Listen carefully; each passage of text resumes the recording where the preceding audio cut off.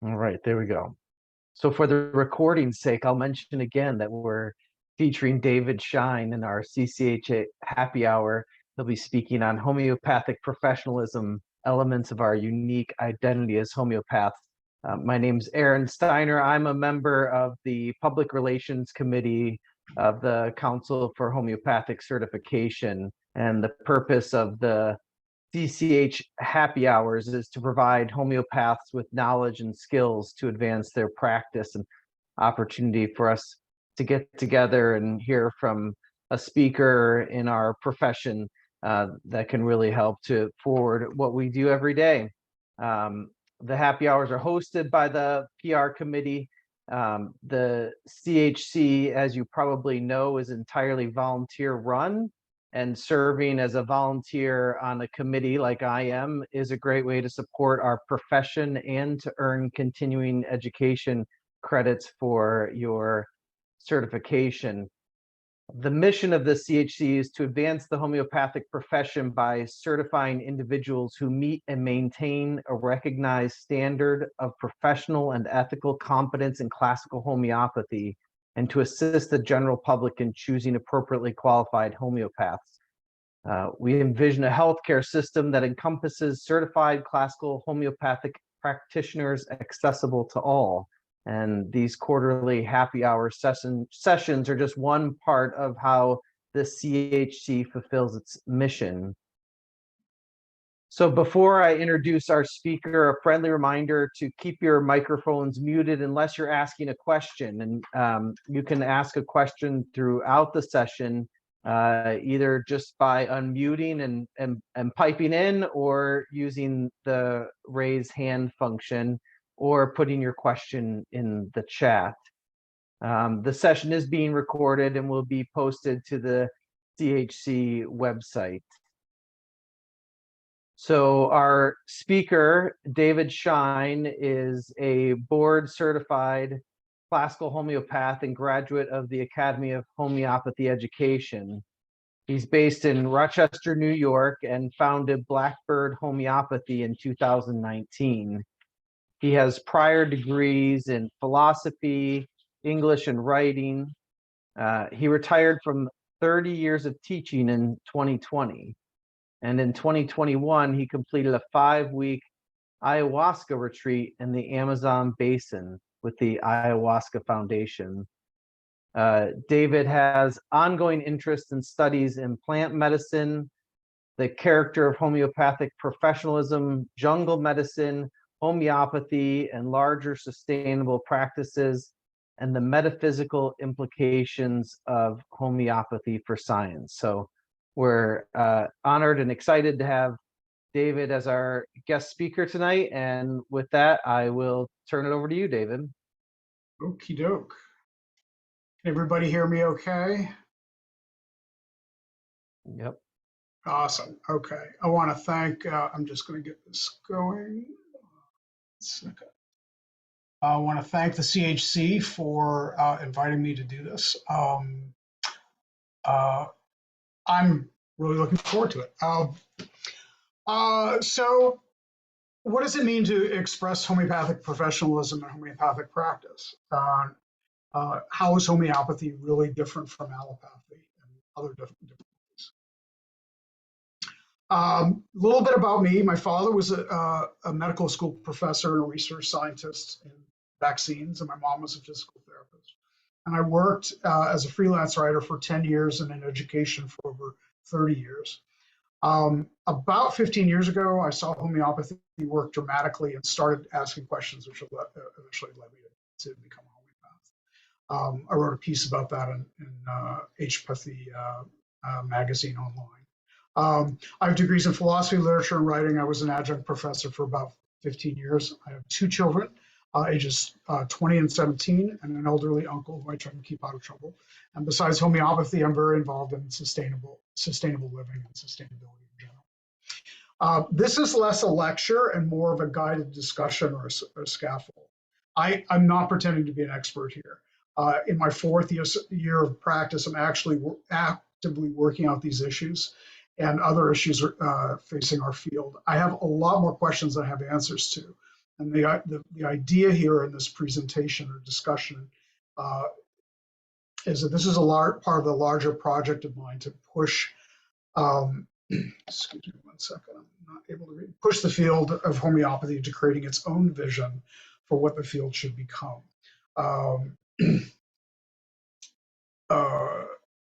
Leadership in homeopathy needs to have a shared vision, i.e. a place where you want to take people who will follow. And right now, one of the things in thinking about this for a long time, one of the conclusions I arrived at was we really don't have one as a field. There is no unified vision for homeopathy.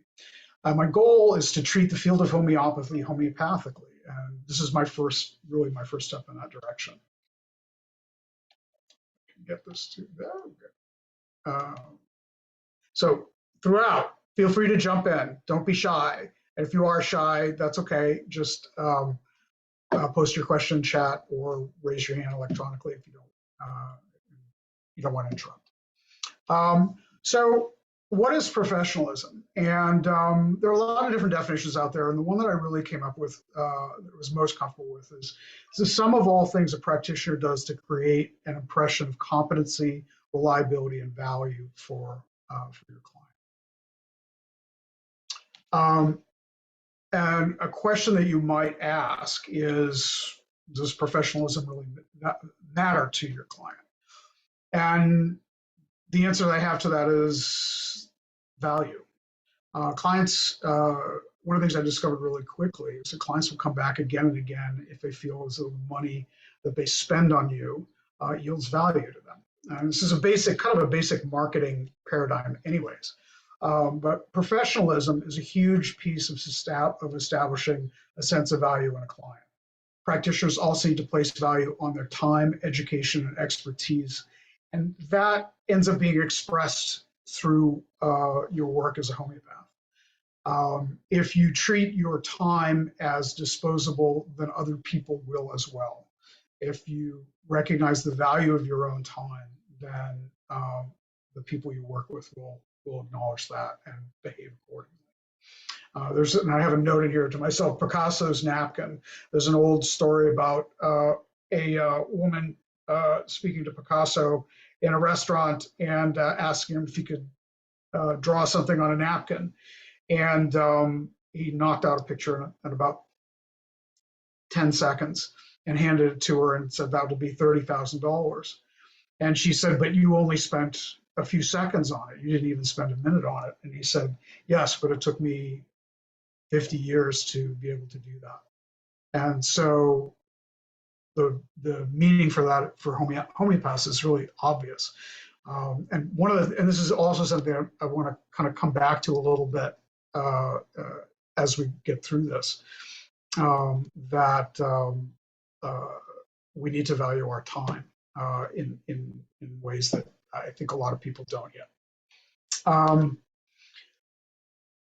So things that I'm not going to talk about, or we're not going to talk about here because of time. And these are valid aspects of professionalism, but there's just not enough room. So one, it's presumed within the context of this discussion that ethical behavior, everybody's engaging in ethical behavior, that they have timeliness, that they have good presentation, they have quality promotional materials, website, privacy, and HIPAA compliance, quality consulting space, etc. That they practice good case and practice management, including quality client contact, and that they have awareness and adherence to an appropriate scope of practice. All of these things are essential aspects of professionalism and are appropriate to homeopathy, but they're also broadly appropriate to medicine and to other areas where professionalism is important. So for the purposes of the discussion, we're going to take these as given. Homeopathy, particularly in the United States, has lacked, I mentioned this a little bit before, lacked a common vision for a very long time. That lack of common vision has resulted in a lot of disharmony in the field and has severely restricted the reach of homeopathy in the United States, such that today fewer than 3% of Americans know what the word homeopathy means. And that latter fact is really, really critical to classical homeopathic practice.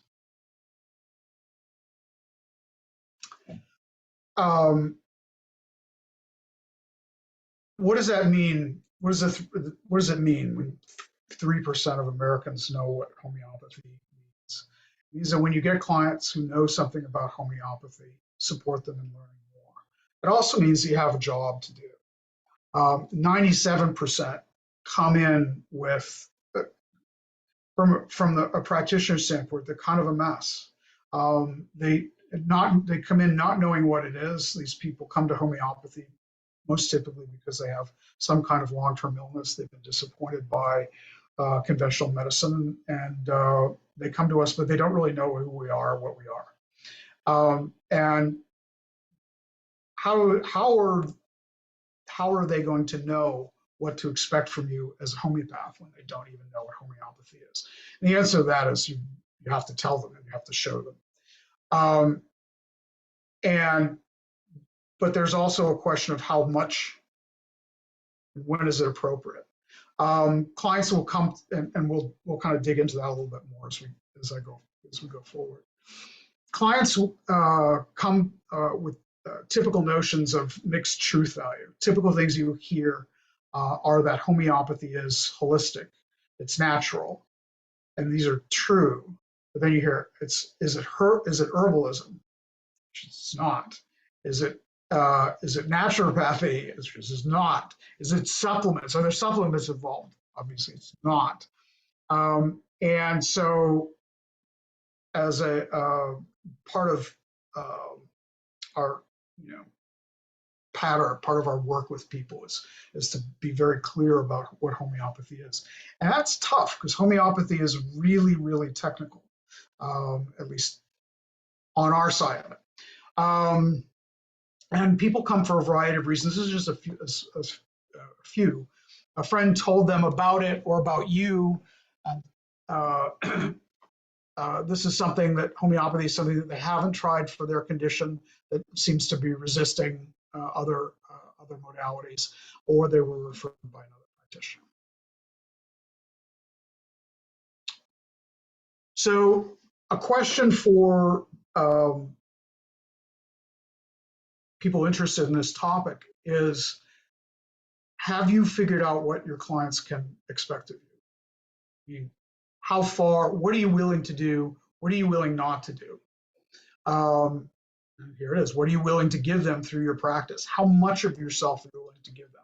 Do you want to be talking to people on the weekend? Do you want to be talking to people in the evening? Do you want to deal with emergency acutes? All of these things?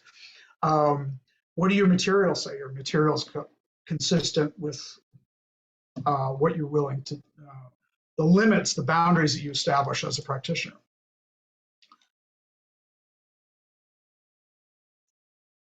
And then there's the set of questions: what are appropriate client expectations? Are you the authority in conventional medicine and allopathy? Many doctors would say yes. And doctors are very ready to express themselves as the authority. It's a little different in what we do. Are you responsible for my health? In allopathy, that's largely true, even though it's not. And in homeopathy, the answer is pretty universally, consistently, no, absolutely not. But then what are homeopaths responsible for? And what is the scope of your responsibility? And I kind of put these up there without answers because these are questions that homeopaths really, to some degree, have to answer for themselves. Individual practitioners have to answer for themselves. Are you going to take that call from a febrile kid at 2 o'clock in the morning? Or not? Are you closed at 6 o'clock or 5 o'clock when your office closes? And all of these decisions, all of this are elements of professionalism. You have to have all of this figured out. If not now, before, really, you should have them all figured out before you open your practice. But if you haven't if there are any of these questions make you go, oh, I didn't think about that, think about it, get it done. Make sure your materials cover this, the consent forms and the stuff that you have. And your website and all of that. Be very, very clear. So most often clients don't know what to expect from us as homeopaths. They come to us just with a desire to heal. Clients may or may not have expectations, but most do. And professionalism involves discovering and managing those expectations.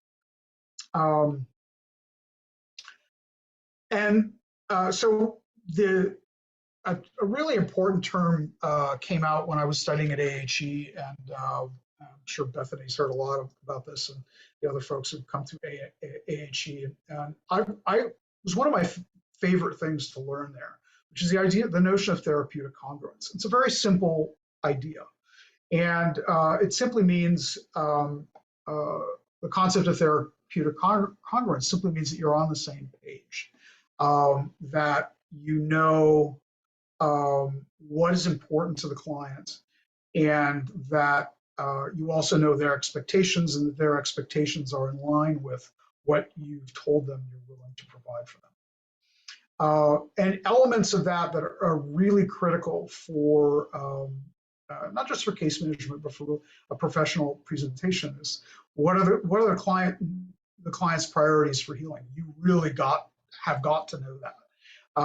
If you do an analysis and are looking across at remedies, you better be absolutely sure that if the client's concerned about an acute hearing loss, that's at the top of the list that the remedy covers.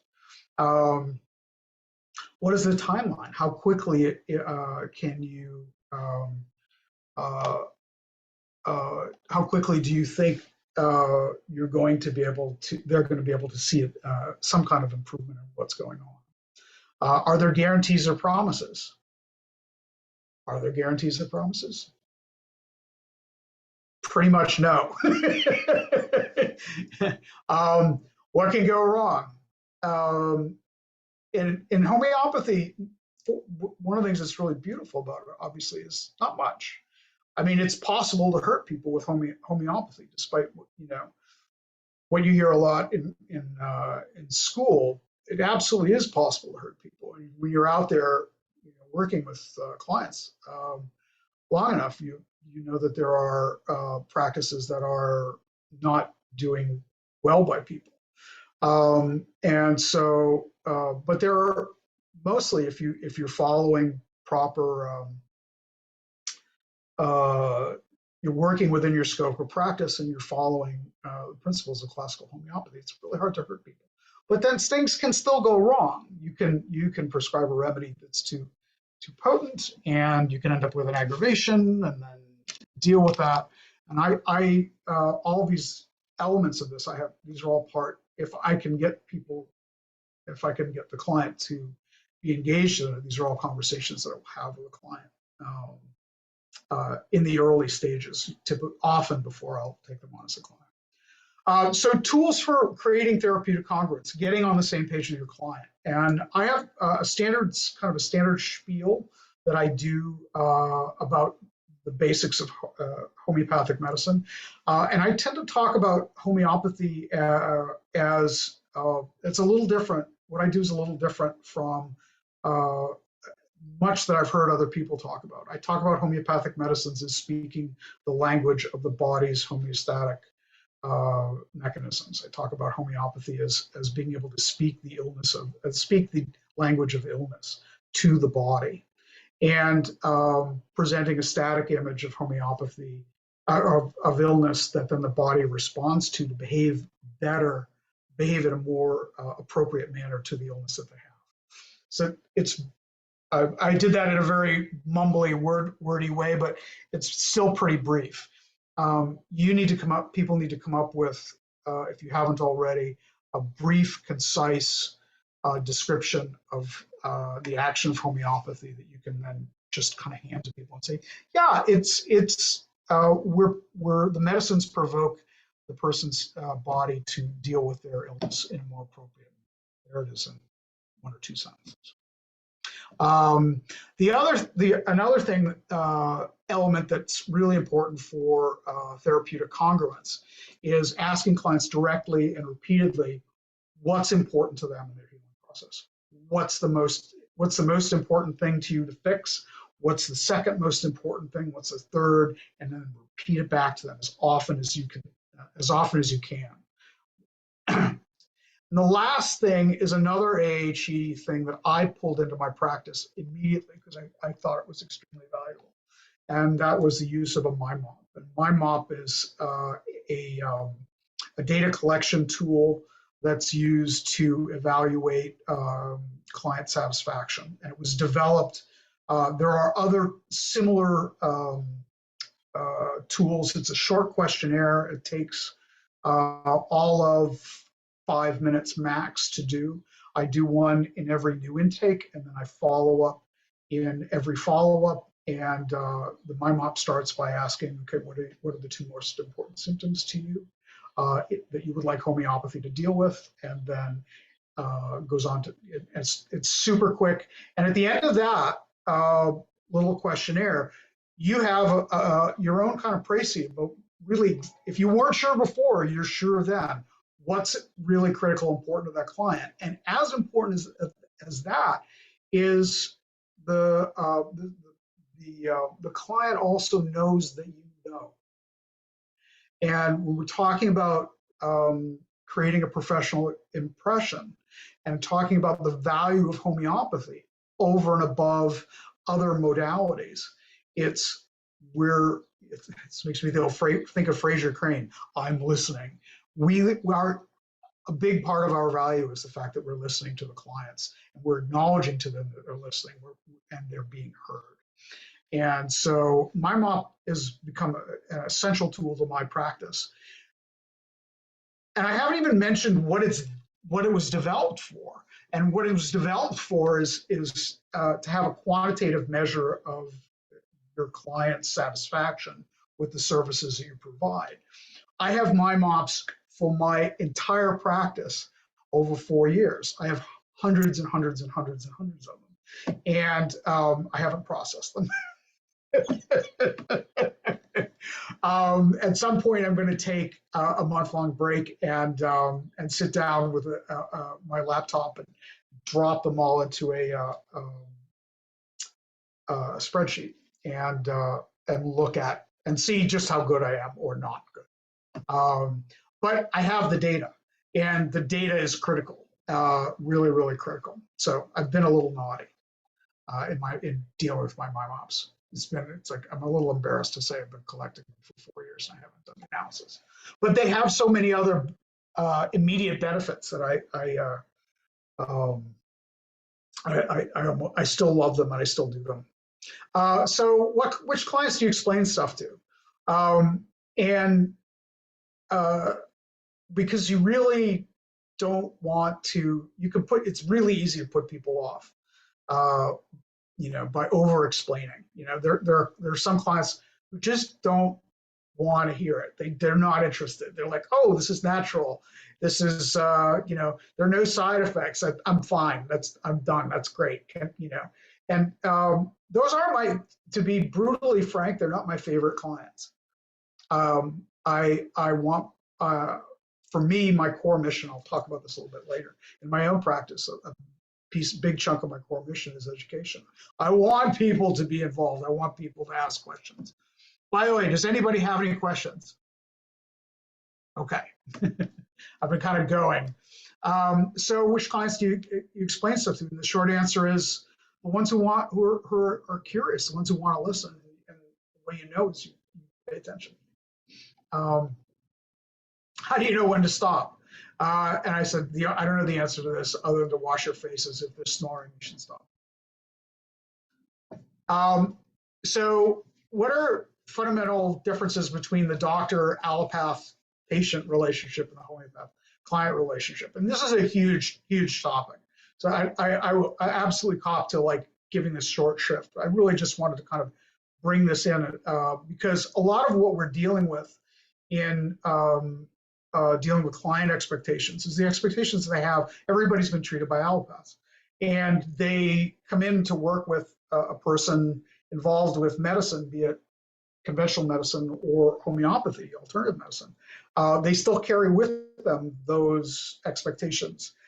in many cases. And in fact, I have a case where I'm struggling with that a little bit right now with a new client that I will talk about a little further on. So what are the differences? Language. Language is completely different. I mean, some overlap, but a lot of many differences. Methodology is different. Therapeutic relationship is entirely different.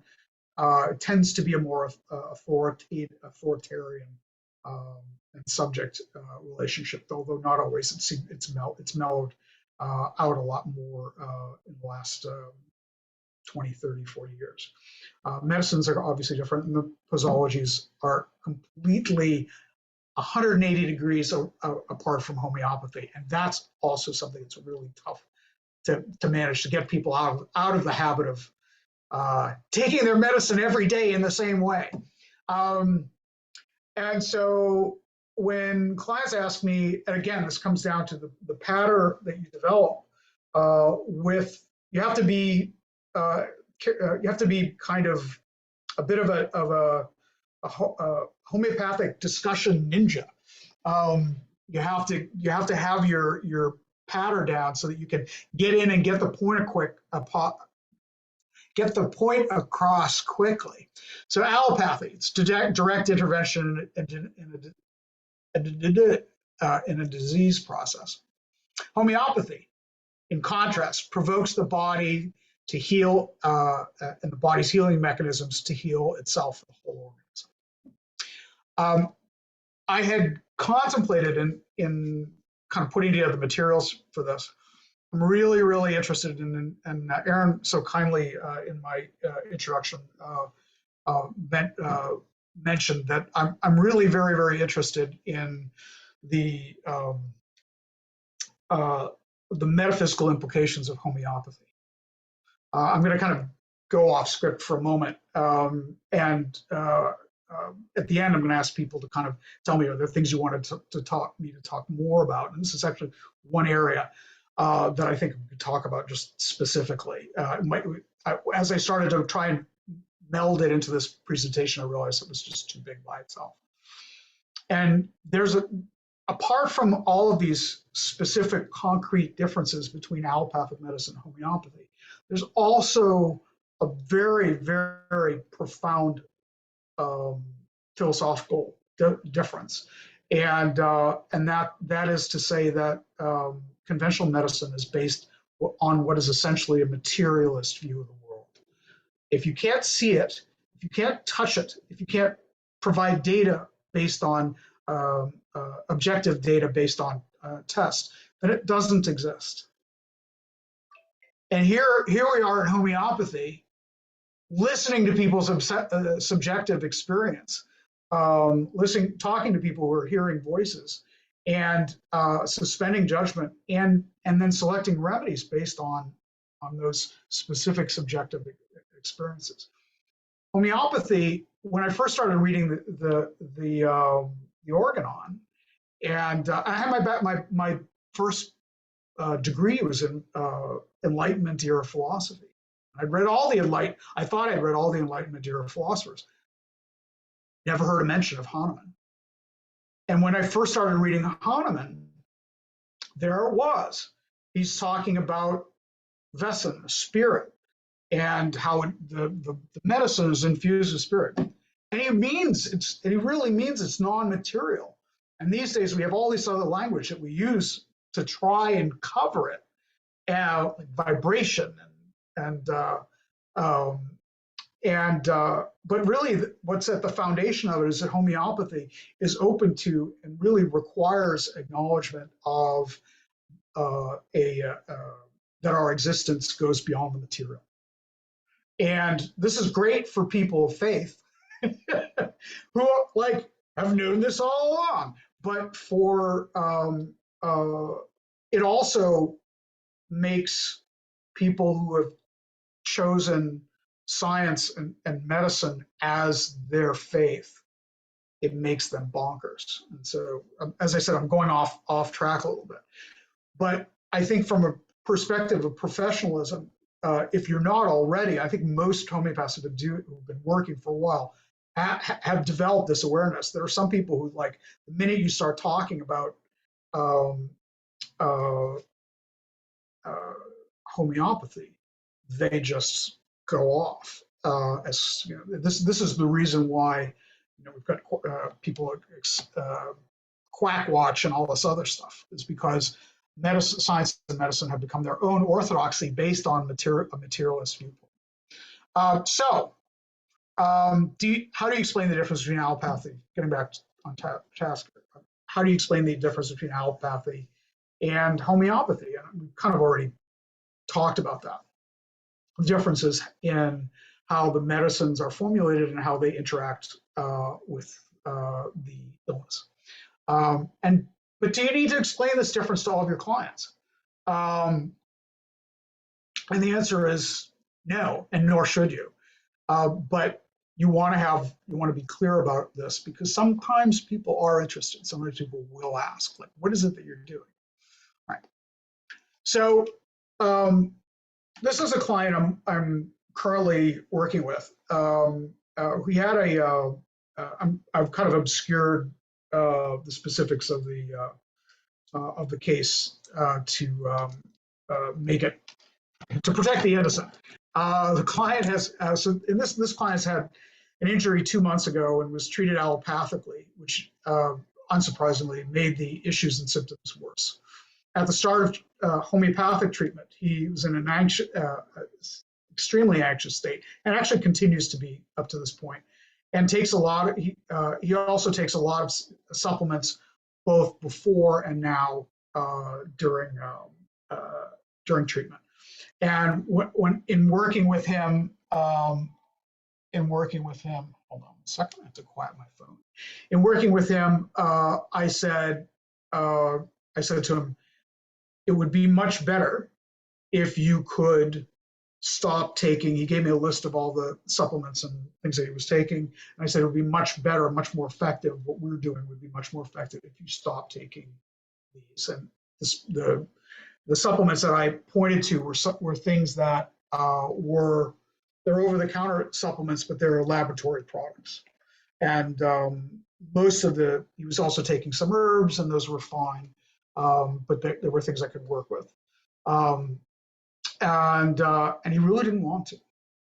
And then I sent him his recommendation, and he looked up the remedy, which is not uncommon with my clients. And I actually encourage people to do that, to go ahead and look.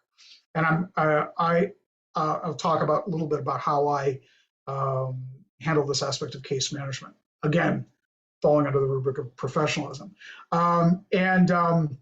But he looked up the remedy in question. I think I can say that. The remedy in question was silica. And he looked up silica, and he's like, silica nobody says anything about it covering the problem that I have. And I said, yes. I said, because you're looking at, you're thinking about it therapeutically, you're thinking about it as a physician or allopathically. And I still, and this is an ongoing problem with this issue with this particular client, and I haven't had it for a while. And the question really I would kind of throw out there is, how do I get him to understand that the process for choosing and I've done all the pattern. I mean, I've done all the stuff about, yes, choosing a chronic remedy. We're looking at the totality. That's, it's a larger totality, and that this particular illness you have fits a larger pattern, and there are 20 remedies that would cover the specific illness that you're having in an acute state right now, but really this is part of a larger pattern. And sometimes these things don't work, and you want to be kind of on top of it. I have in my case notes, I have to really babysit this client for a bit until I'm either able to bring, because what we lack right now is therapeutic congruence. He doesn't fully understand what I'm doing, and I have to work with him some more to get there. What's complicated this is that he is an alternative medicine practitioner, but he comes from a a form that that operates on a more on a basis that's more similar, has more similarity to allopathy in terms of the way it works. And he also is desperate to fix this problem. It's affecting his sense of self-worth and his identity and his future. So there's legitimate desperation there. So I'm going to have to really kind of, I've already kind of accepted that I'm going to have to really do a lot of hand holding in this case, and I'm okay with that. Fortunately, I don't have to do that with all my clients. And then the second one, so professionalism means, part of the reason I wanted to talk about these is professionalism really means different things for different clients. You've got kind of a bag of tricks that you're going to use some of them with each client, but not all of them. But you need all of them because you're gonna, sooner or later the things that you've practiced will come up. So example number 2, a mom of 6 messaged me. This is yesterday morning. Messaged me and said that her youngest had come down with pink eye and that the family is going on a long ride together that day. What should she do? Should they cancel? And I thought about it and I was like, oh. That's what I need. I need a family of 6 kids and 2 adults, all with pink eye. And I was like, and that's the allopath even talking to me, the homeopath. I was like, no, man, this is a super healthy, earthy, crunchy family, unvaccinated. They're all super healthy. And I said to her, I said to the mom, well, you know the drill. The little girl has a chronic remedy. Give her the chronic remedy in a liquid dose. You can do up to 3 doses and at hour intervals, and you're only going to repeat if the remedy doesn't act, if you don't see an improvement. If you do see an improvement, stop and let it continue to improve and do nothing. And she messaged me a few hours later and said, work like a charm. I was like, yes.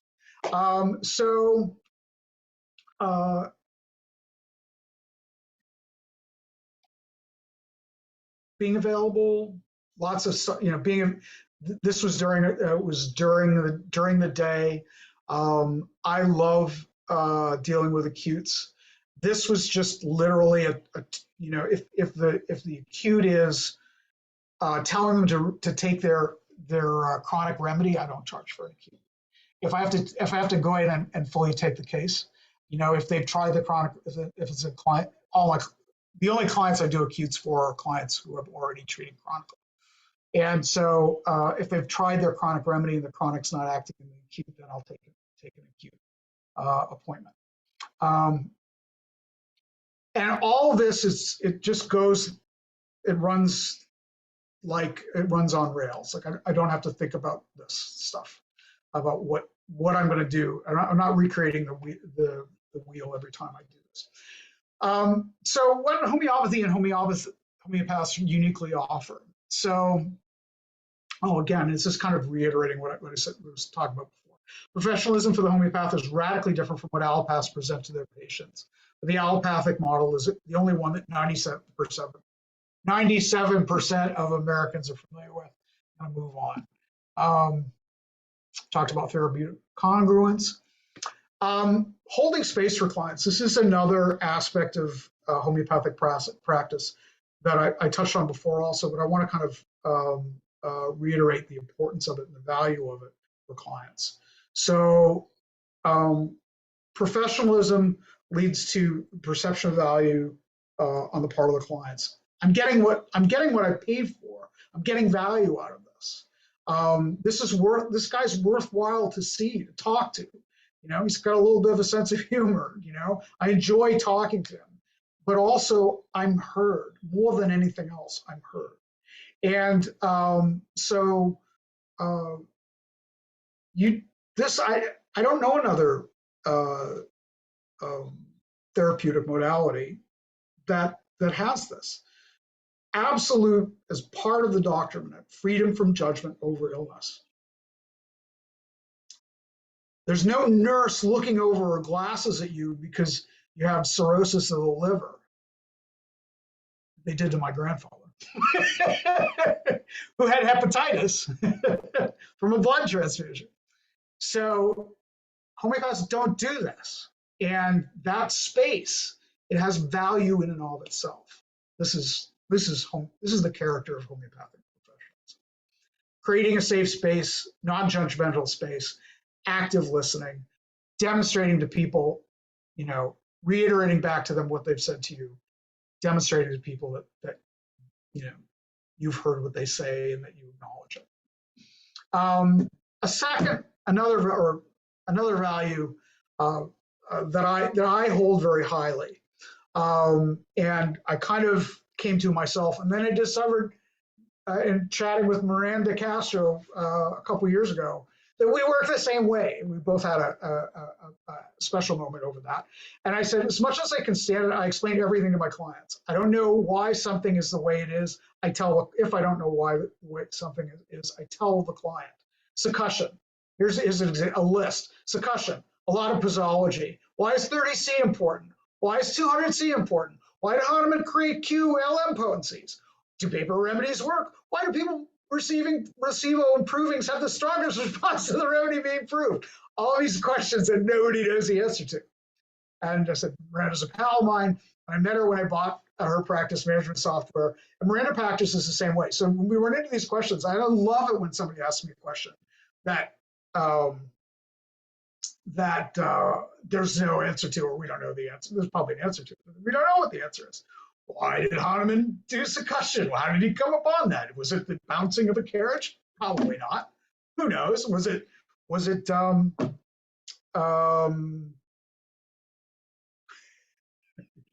having a brain fart? Was it those guys who preceded the chemists whose name I can't think of right now? Anyway, moving on. So I know of homeopaths and naturopaths who give remedy vials without telling them what the remedy is. I'm really not a fan. And Hahnemann used to give placebo to clients, telling them it was actual remedies. And there's to the point where there's even a name for placebo remedy, which I can't think of at this moment. But not a fan of that. I can see instances where it might be appropriate to do the latter, where it might be appropriate to give people placebo, but I don't like it. I don't like it. I don't like withholding information from people. I want people to be empowered. I want them to be, I feel as though homeopathy is all about empowerment. Oh, I should have put this in here. It's all about empowerment of the client, of the individual. And I'm really the facilitator for that. So, and you can tell, I worked in education for forever. And so education is a big part of my practice. So I always stop to answer questions from clients and potential clients. I'm always willing to take time out to teach clients how to do acutes and whatever they want to know. I've taught short acute classes. I'm going to do more of them as soon as my current life chaos settles down. I will be back doing that. It's barrels of fun, and people get power from it. All about the power. And then how are we doing on time? Oh, good, we're good. And then I teach longer acute. I'm going to teach longer acute classes in a series when I get around to it. Also, homeopathy, specific professionalism relating to homeopathy, long-term care. It's commitment. I will be there for you. I'm in it for the long haul if that's what you need. And I will be here. I will answer your questions. And if you get better and you don't need, conversely, this means if you get better and you don't need homeopathy anymore, I'm also going to tell you. So I've had clients, a number of clients come through my practice. I had a woman, lovely woman, both enjoyed working with each other. She came in, she was a hot mess. one remedy, 1 year, done. She had no more active symptoms. Couldn't believe it. She couldn't believe it. We were both thrilled. I said, "You're fantastic. You got to go. I don't need to see you." And I send her a text and an email about quarterly or every 6 months to check in. "How are you doing?" She says, "Great. We're done." And I'll keep doing that for a long time. Working hours and professionalism. Clearly lay out your hours of availability. If you choose to be available for emergencies during off hours or weekend, be sure to charge more for it, and don't screw up your personal life. If you're not good for yourself, you're not good for anybody, you're not going to be very professional. So, and so last JHC, I guess this was in March, Dr. Linda Johnston gave a brief talk. If you went to JHC virtually or in person, watch her lecture. I was deeply moved to action by it. I don't know if I felt deeply about it. She started out talking about, if you don't charge so much, this amount of money, you're a dilettante. And I was like, that's fighting words. And then, man, she made the case, and I doubled my fees.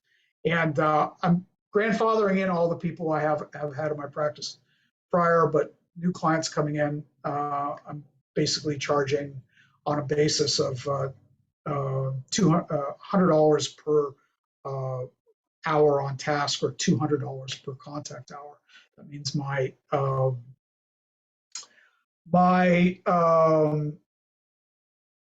intake, I do intakes and follow-ups in packages only, and I do that for two reasons. One, to make my billing more manageable.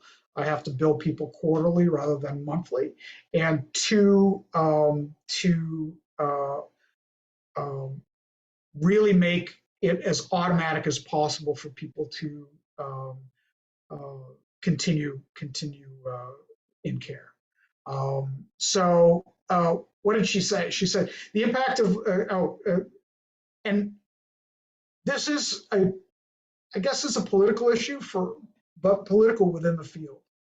The impact of low homeopathic fields on the profession at large is that it creates impoverished homeopaths. It creates impoverished professional organizations. It creates an impoverished field where people are crabby to each other. Everybody's scrabbling because there's not enough money. You can't make a living if you're actually working at $50 an hour. Window washers coming to your home, and this example was taken from her. Have you had a window washer come to your home lately? They won't charge. They won't come for less than $300, and they're there for an hour or two. So really, the question, and this is a personal question, you have to feel good about what you charge, but I would venture that many people don't charge enough.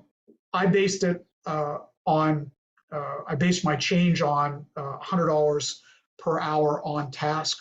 And that's and the general ratio for somebody who's been working for a few years is 1-to-1. One contact hour for 1 hour of yields 1 hour of back of the house time. So you need to charge twice what you want to get per hour for your contact per contact hour. So I charge $500 for an intake with two follow-ups, and I charge $100 for follow-ups, and I sell them in groups of 3, packages of 3, like that. And then another aspect of professionalism, I guess I'm doing okay. 2 more minutes. Specialization and professionalism, including a niche, finding a niche. Karen Allen's a big proponent of this in Start to Stellar. You must have a niche. And I'm in principle, I agree with her, and I tried it, but I had a very bad experience with it. I'm not, Karen's been eminently successful about it, but you got to be very careful about your niche. And I started out without a niche, and then I chose men's health. And that was a tragic decision because I basically lost about 6 months or not a year, but when I listed men's health on my website, women stopped calling me. And that's a problem. As a homeopath, that's a problem because the ratio of women to men in terms of people, clients coming into your practice, anybody's practice, typically is I would say at least 20 to 1, 20 women for every man. So if the women stop coming, you're in deep trouble. And I was. So I only had the women who were in my practice already. And so I had to really, once I realized, it took me a while to realize that that was what was going on. A couple of women said to me, you know, when I was on your website, it said you focus on men's problems. I was like, I really want a homeopath can help me. I was like, ah! So a niche isn't an answer to everything. And, but I now have a niche. When I was going through the birthing process for a new website, I was lamenting that I didn't have a niche. And Karen said that was really important. And then this friend of mine looked at my practice, and she knew me fairly well. And she's another homeopath. And she said, she looked at my practice, she said, and she knew what I was enjoying about how I talked about cases. And she said, dude, you don't know what it is? I'm like, no. She goes, families. You should do a family practice. Oh, I could have had a V8. I was so upset. I was like, I can't believe I didn't think of that. Like, of course I do. I love working with kids. I worked in education. It was like, duh. So I love working with kids. I love following them over time. I like seeing the family dynamics. I like all of it. All of it's like delicious for me, like chocolate. So I wanted to talk about, this is something that you don't hear people talk about because, you know, we're supposed to be the objective observer. And this is what I'm about to say is not contradict that at all, but I want to acknowledge the fact that, you know, as homeopaths, we have our own political beliefs and, you know, personal beliefs. And I wanted to just kind of talk a little bit briefly about the dynamic between that. Because so I'm a liberal. I'm a Yankee. I was born in Boston. Some of my family's been in North America since the Revolutionary War. Some came in the early 20th century. I'm also Jewish. I'm also very into jungle medicine. I eat ayahuasca and shamanic medicine. I mean, I have tattoos on my arms. You know, this is from Peru. In contrast to my own background, the bulk of my homeopathic practice has been working with large families of evangelical Christians, and I love it. I wouldn't trade it for anything. I love the work. I know that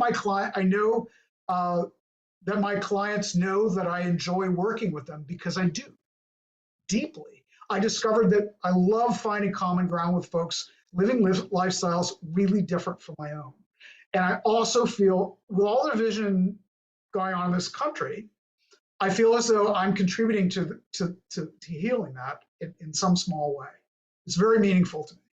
I also don't think that this is uncommon for homeopaths to do. I just never heard anybody discuss it. Maybe I've just been unfortunate. So I thought I'd put that in here.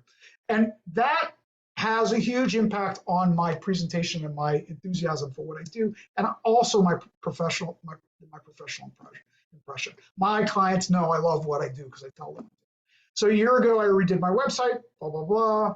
My point of this, there's another takeaway from this too, is practice according to what you most enjoy. If you got to find a niche, it better be a freaking niche that you just love. You should be able to feel that way about it. You should know, be the kind of homeopath you're happiest being. Clients you should not treat. I do not accept people into the practice until I've spoken to them for at least 30 minutes in a free screening call. How many different clients should you not see? Oh my gosh, there's a million of them. Clients who are litigious. Clients who talk about, you know, I've seen 5 different homeopaths. Clients who like just want to talk about everything, on and on and on. You know, they're going to be a time suck. You know, so screening is really important, and it contributes to your choice of client has a real influence on your professionalism. It's hard to be professional with clients you don't like or are really, really difficult to work with. So I guess let's see how are we doing. I got 5 minutes. Let me throw it. I'm going to kind of wrap it up quickly. This was just an instance of where I felt like I was kind of a bit of a failure as a homeopath, there have been a few of them where I got sick with COVID, and I was out of touch with my clients for about 5 weeks, and a client who was really severely ill really felt abandoned by me because I just couldn't function, and switched to another practitioner, which I was totally fine with. But I really felt badly about it. And the lesson for me in that, the takeaway for me was to be sure that I was more clear and consistent about my supports and the limits of it. So that may have been a one-off case. I haven't had that come up other times. Questions, please. I've been talking up a storm.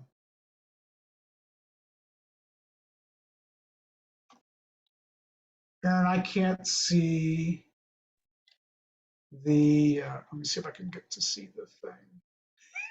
I've got a question. Yes. Hi, Bethany. So good to see you. You too. Really great. I am just now coming to almost a year of having my own practice, and I feel like so much of my work has been practice management, stating expectations clearly, restating. It's just like so much. And even with my background in medicine, like I knew it coming into it. So like I set up a lot of client expectations, like very much up front. But yeah, it's just like a constant learning game. There are days where I'm like, man, it would be awesome to just do my job, finding a remedy, right? But it's all been good, like lots of learning.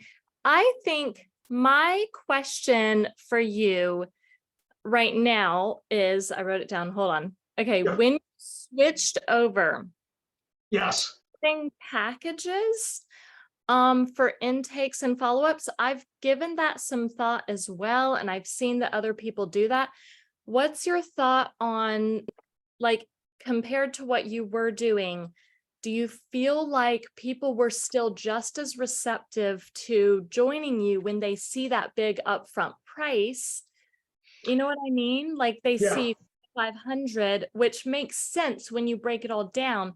Did you start to see that people were a bit like hesitant, resistant to it? No, I did it. It was kind of a leap of faith.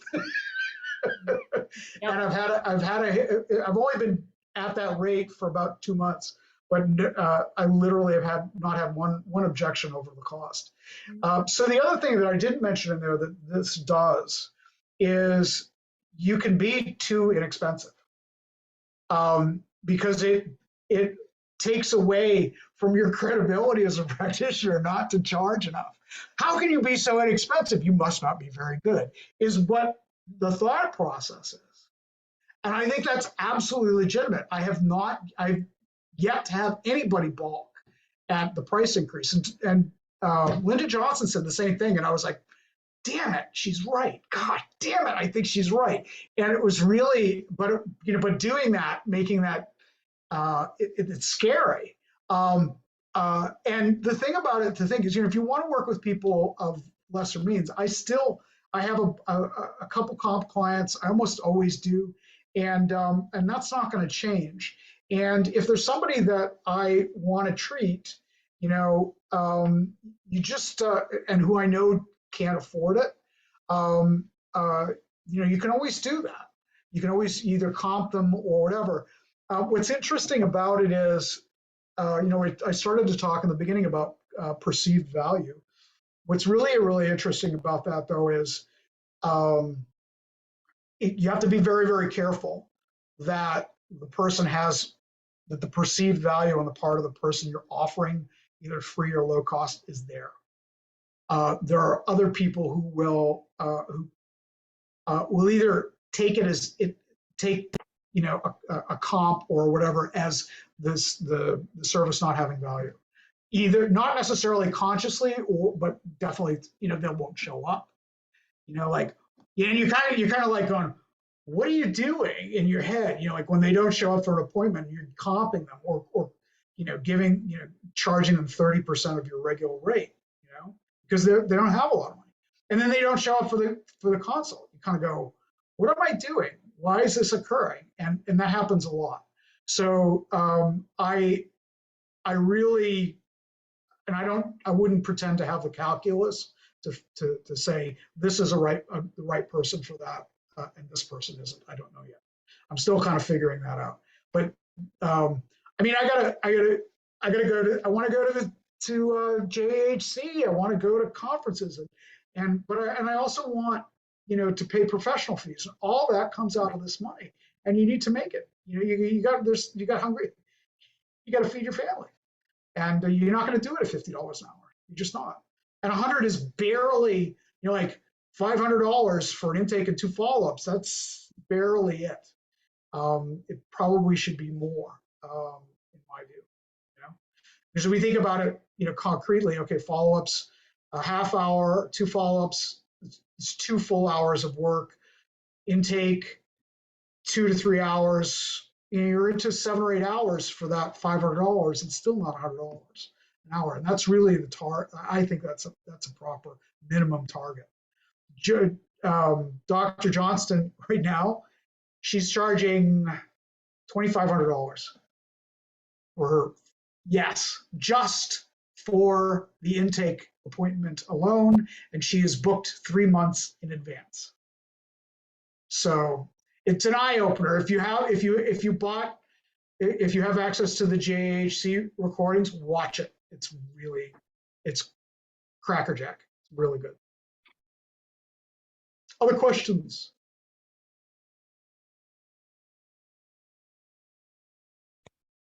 Don't be shy.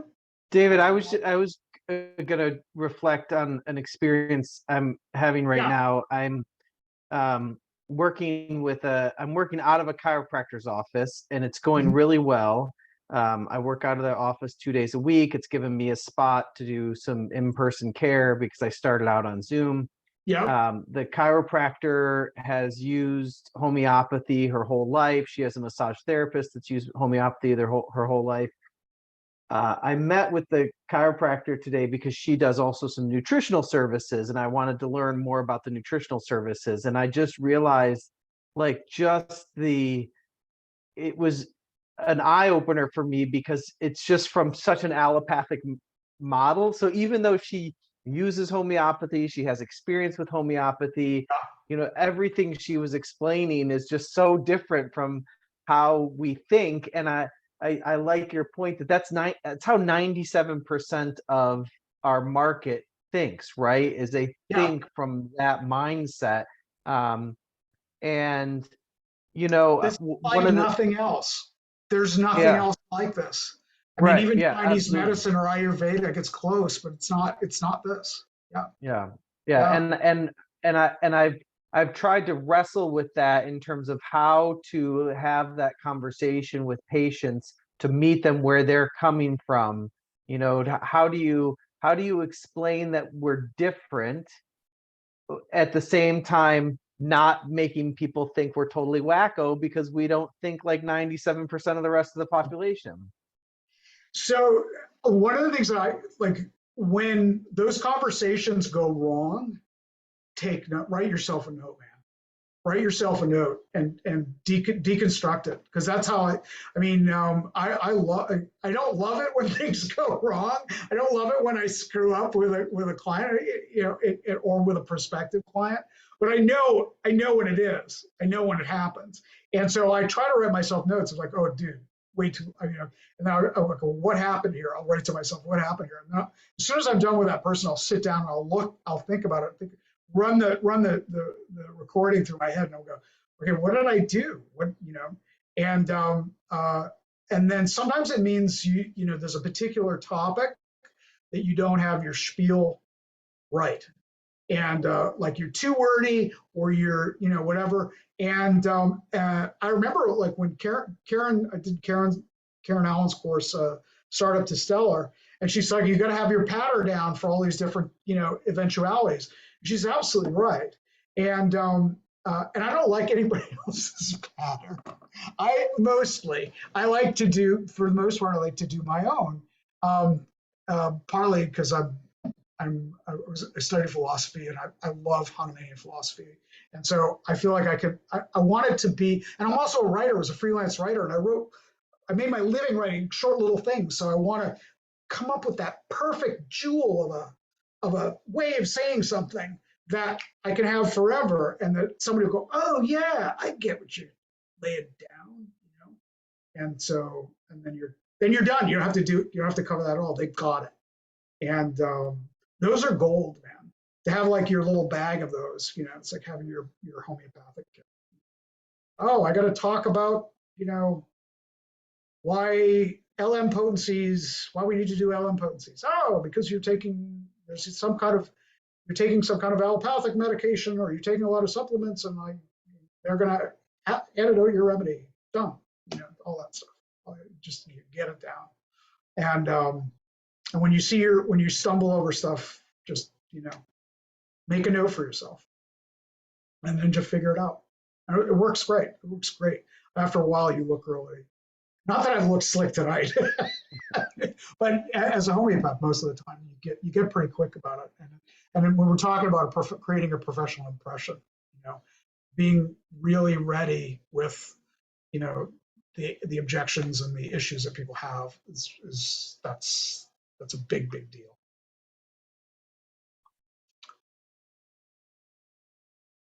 Other questions? Okay. Hi, David. Good morning. Yes. Hi. My name is Kamar Mahmood from Australia, Melbourne. Nice to meet you, Kamar. Thank you. I'm practicing here in Australia for last 8 years. Yeah. And overall practicing for last 32 years. So just need to know about the USA pattern of homeopathic practice. Mhm. What kind of what I heard from your side about your experiences, and so can you tell me how much a patient average homeopath is attending in their clinics in average per day? So it's really different from what I know about the Indian models. So I might see on a typical week right now. Now my practice is a little smaller than it was, but I might see 7 or 8 patients a week. And if I'm lucky, that week I'll have a new intake. And I will spend on an intake. I'll spend typically 2 to 3 hours, and on follow-ups, depending on the case, between half an hour and an hour. And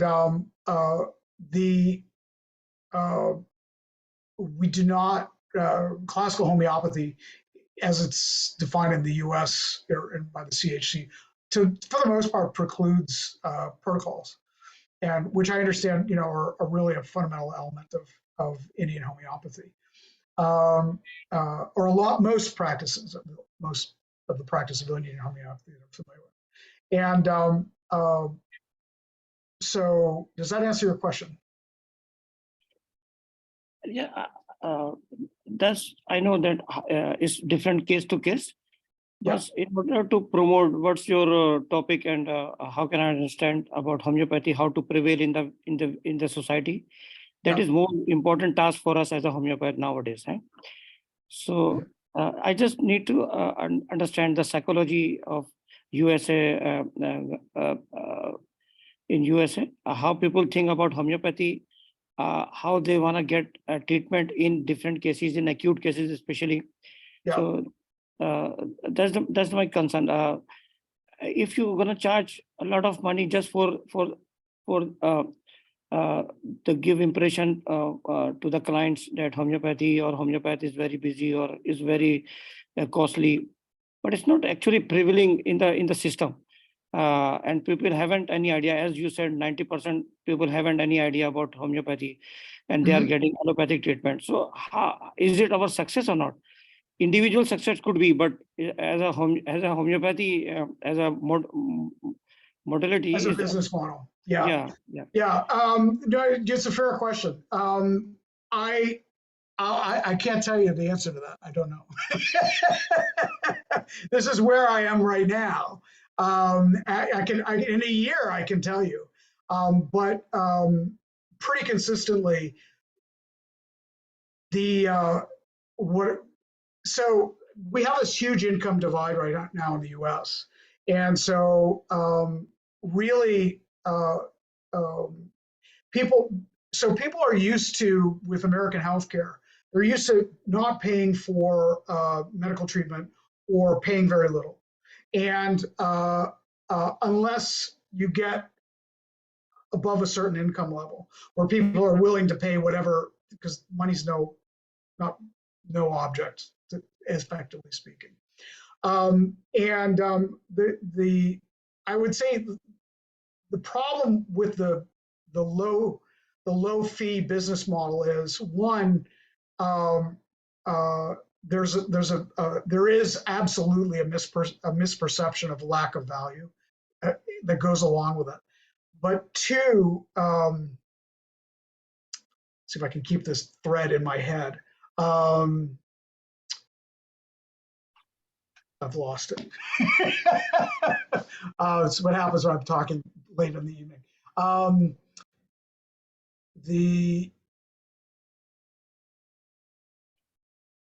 Nope, it's gone.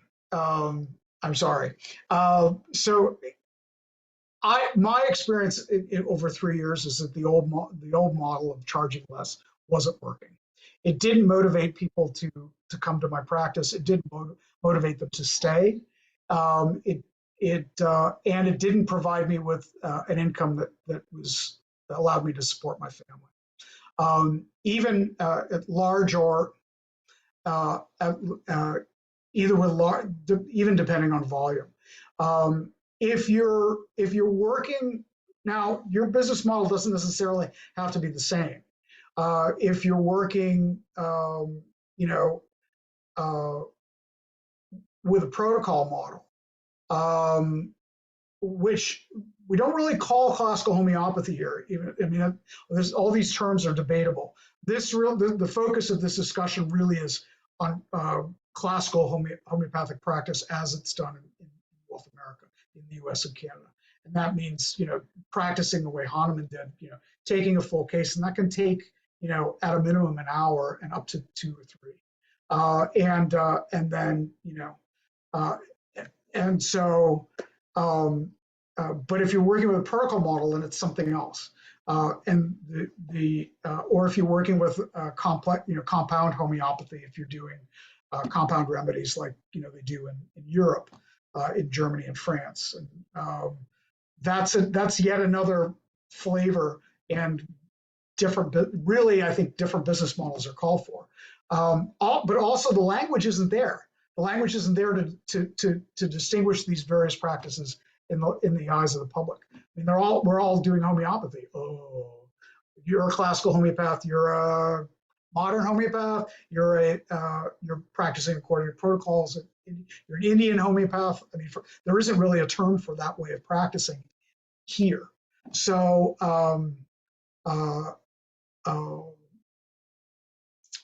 there are a handful of people calling themselves classical homeopaths who are doing protocols, and that's a topic for another discussion. So, Kumar, did that answer your question? Yeah, thank you. Yeah, if you want to talk about it more, I'd be happy to Zoom with you one-on-one. You're welcome to reach out to me. No. Actually, I'm the part of homeopathic system here in Australia. I'm the board director of AROH.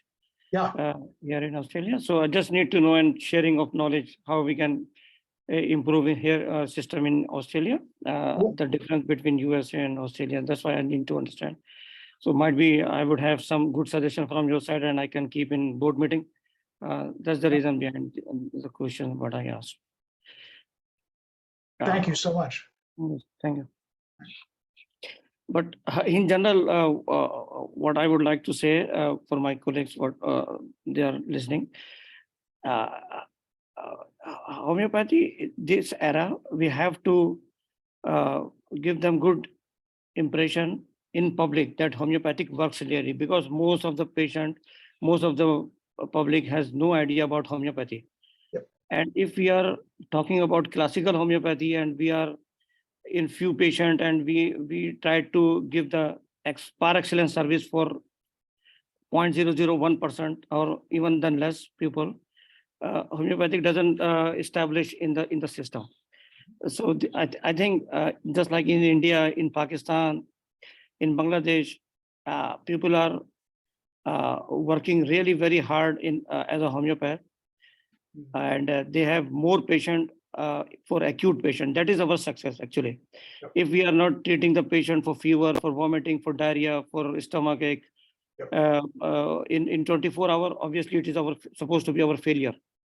So we have to compete with the local GP, whatever he's providing good service, we have to compete them.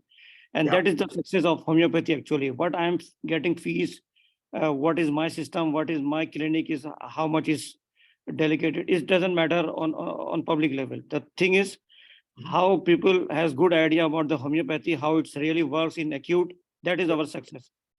And that's how we have to present ourselves in vicinity. That's my message for my colleagues. So try to understand from this view as well. Would be helpful for you.